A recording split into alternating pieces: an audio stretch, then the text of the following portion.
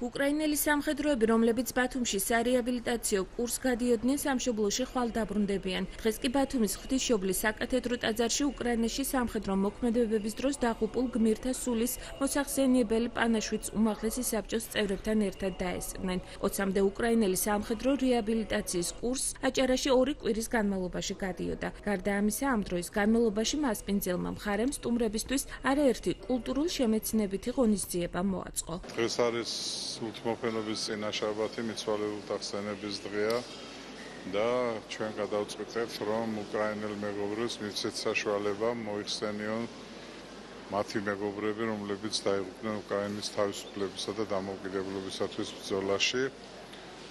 და ეს არის ერთგვარი სულის ამოძახილი და ერთგვარი პატივგება იმ გმირებისადმი, რომლებიც მათ სამშობლოს შესწირეს თავი. ამ შემთხვევაში უკრაინელების სახით, თუმცა ეს პატივგება ეკუთვნის ყველა ადამიანს, რომელმაც თავი დადო სამშობლოსათვის.